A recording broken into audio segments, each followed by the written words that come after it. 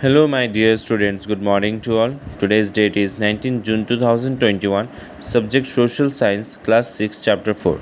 My dear students, today we'll be reading a new chapter, Key Elements of a Democratic Government. आज हम लोग की elements of a democratic government के बारे में पढ़ेंगे, ठीक है.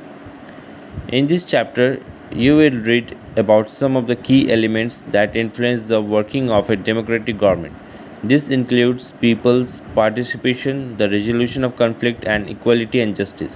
इस चैप्टर में हम लोग पढ़ेंगे की एलिमेंट्स जो डेमोक्रेटिक गवर्नमेंट का वर्किंग को इन्फ्लुएंस करता है, ठीक है. इसमें क्या क्या इंक्लूड है, जैसे पीपल्स पार्टिसिपेशन और किस प्रकार से हम लोग कन्फ्लिक्ट को रिजॉल्व करते हैं, और इक्वालिटी एंड जस्टिस के बारे में. South Africa is a country that has people of several races. There are black people who belong to South Africa, whites who came there to settle, and Indians who came as laborers and traders.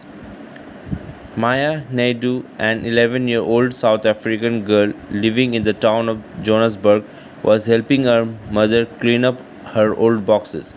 She found a scrapbook full of pictures and newspaper articles.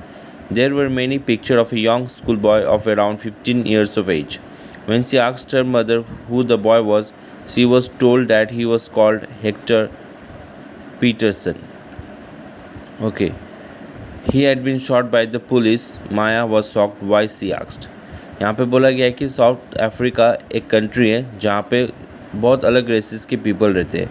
वहाँ पे आपका black people भी है जो कि south Africa country का belong करता है. फिर वाइटिस भी है जो बाहर से वहाँ सेटल होने के लिए आए, और इंडियंस भी है जो वहाँ पे लेबरर या फिर ट्रेडर के तौर पे उन लोग साउथ अफ्रीका कंट्री में आए थे. तो माया नायडू एक 11 ईयर ओल्ड गर्ल है साउथ अफ्रीका में, जहाँ वो जोहान्सबर्ग बोल के एक शहर है वहाँ पे रहती है. वो अपना मम्मी को हेल्प कर रही थी कुछ पुराने बक्सों को साफ़ करने में. तभी उसे एक स्क्रैप बुक मिलता है जहाँ पे कुछ पिक्चर्स और न्यूज़पेपर आर्टिकल्स रहता है, ठीक है.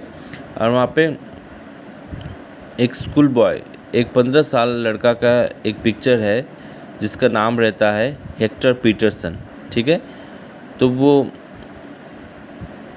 जब वो लड़की पूछती है उसकी माँ को, ये पिक्चर में कौन है, ये 15 साल का जो लड़का है, ये स्कूल बॉय है, स्कूल जाने वाला लड़का है, ये कौन है. तो उसका माँ बोलती है ये हेक्टर पीटरसन है. तो उसका माँ बोलती है कि हेक्टर पीटरसन को गोली मारा गया. Okay, he had been shot by the police. उसके बाद माँ, उसका जो लड़की है माया, वो पूछती है क्यों. Her mother explain that south Africa was earlier govern by apartheid laws. Apartheid means separation on the basis of race. South African people were divided into white, black, Indian and colored races. According to the law, these races were not allowed to mingle with each other, to live near each other or even to use common facilities. उसका माँ उसको बोलती है कि south Africa पहले apartheid laws के द्वारा चलाया जाता था. एपार्थाइड का मतलब होता है separation on the basis of race. आपका जो रेस है उसको बेसिस पे रखते हुए अलग कर दिया जाता था. जैसे साउथ अफ्रीकन पीपल में किस प्रकार से डिवाइड किया गया था कि वाइट अलग, ब्लैक, फिर इंडियन और जो कलर्ड रेसेस था उन लोग सबको अलग अलग रखा जाता था. लॉ के हिसाब से क्या होता था, इस रेस में जैसा वाइट्स को ब्लैक के साथ मिलने नहीं दिया जाता था, जैसा इंडियन को ब्लैक के साथ मिलने नहीं दिया जाता था, और कलर्ड रेसेस को वाइट, ब्लैक, इंडियन, मतलब सबको अलग अलग रखा जाता था. और सबका अपना अपना अलग अलग जगह था. उन लोग एक दूसरे के साथ मिल भी नहीं पाते थे और कुछ कॉमन फैसिलिटीज़ इस्तेमाल भी नहीं कर सकते थे. Maya could not believe her ears. Maya's mother sounded angry when she spoke about life under apartheid. Okay, माया को ये बात सुन के उसे विश्वास नहीं आया. माया का मम्मी को मतलब गुस्सा आ गया जब वो ये apartheid वाला ज़िंदगी के बारे में बता रही थी. Okay, she told Maya that in those days उसका माँ माया को बोलती है कि उस समय hospitals were separated and so were ambulances. An ambulance meant for white people would always be well equipped while one meant for black people was not. There were separate trains and buses, even the bus stops were different for black and white people. मतलब इतना अलग था कि वहाँ पे hospitals भी अलग था, उसके साथ साथ एम्बुलेंस भी. जैसे बहुत सारे ऐसे एम्बुलेंस है वाइट पीपल का, उसमें सब फैसिलिटीज़ होता है, पर ब्लैक पीपल का एम्बुलेंस में कोई फैसिलिटी नहीं रहता है. उन लोग के लिए अलग सा बस, अलग सा ट्रेन, अलग सा बस स्टॉप भी बना दिया जाता था जहाँ सिर्फ ब्लैक पीपल चढ़ता था और जहाँ सिर्फ वाइट पीपल चढ़ता था, right. Non whites were not allowed to vote. The best land in the country was reserve for the white people and non whites had to live on the worst available land. This blacks and coloured people were not considered to be equal to whites. उसका माँ बोलती थी कि जो white नहीं था उन लोग को वोट के लिए अलाउ ही नहीं करता था, राइट, जबकि उन लोग का अपना कंट्री था, पर ये कंट्री वाइट्स लोगों के लिए रिज़र्व कर दिया गया था कि यहाँ पे कोई नॉन वाइट्स को यहाँ पे जो अपना देश में रहने उन लोग को बहुत वर्स्ट कंडीशन महसूस करना पड़ता था. जो यहाँ पे ब्लैक और कलर्ड पीपल था उन लोगों को तो इसका बराबर ही नहीं समझा जाता था वाइट्स का. One black township was the south western township Soweto.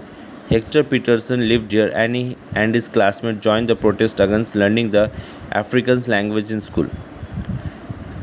This was the language that the whites spoke. Hector and other school students were being forced to learn this language, but they wanted to learn their own language, Zulu. The South African police beat up the protesters mercilessly and shot at the crowd. One of the bullets killed Hector. This was on 16 June 1976. उसके बाद उसका माँ बोलती है किसके बारे में, Hector Peterson के बारे में. एक वन ब्लैक टाउनशिप, एक मतलब एक शहर था जहाँ पर सिर्फ ब्लैक पीपल रहते थे. वो टाउनशिप का नाम क्या था, south western township Soweto.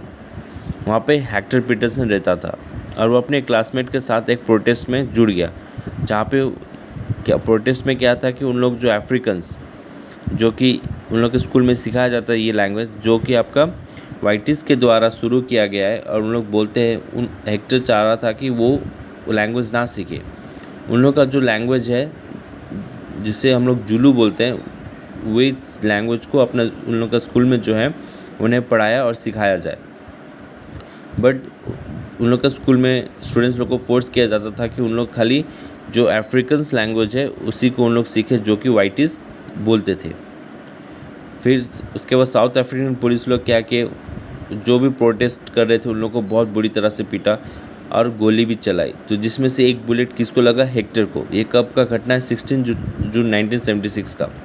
The African National Congress, a group of people who led the struggle against apartheid and their most well known leader Nelson Mandela fought the apartheid system for several years. Finally they succeed and in 1994 South Africa became a democratic country in which people of all races were considered equal. उसके बाद African National Congress एक people का group था जो apartheid ये जो law था उसके अगेंस्ट में उन लोग लड़ रहे थे, स्ट्रगल कर रहे थे. और उन लोग का जो मोस्ट वेल लीडर था, हम लोग सबको पहचानते भी हैं, नेल्सन मंडेला, जो एपार्थाइड सिस्टम के लिए लड़ रहे थे बहुत सालों से. और फाइनली उन लोग सक्सीड भी पाते. कब, 1994 में अफ्रीका को अपना आज़ादी मिला. ओके, डेमोक्रेटिक कंट्री उन लोग को फॉर्म करने का मौका मिला, जिसमें उन लोग सब रेसेस को एक समान मानते. उस 1994 के बाद कभी आप अफ्रीका में नहीं सुनेंगे कि वो वाइटिस है, वो ब्लैकिस है, वो इंडियंस है, वो कोई कलर्ड है तो इन लोग के लिए अलग से बस स्टैंड, वैसे नहीं, सबके लिए कॉमन था. Everything was equal. ओके, तो हम चाहते हैं अब इस चैप्टर का इंट्रोडक्शन को पढ़ें और पढ़ के आप समझने की कोशिश करें. Thank you.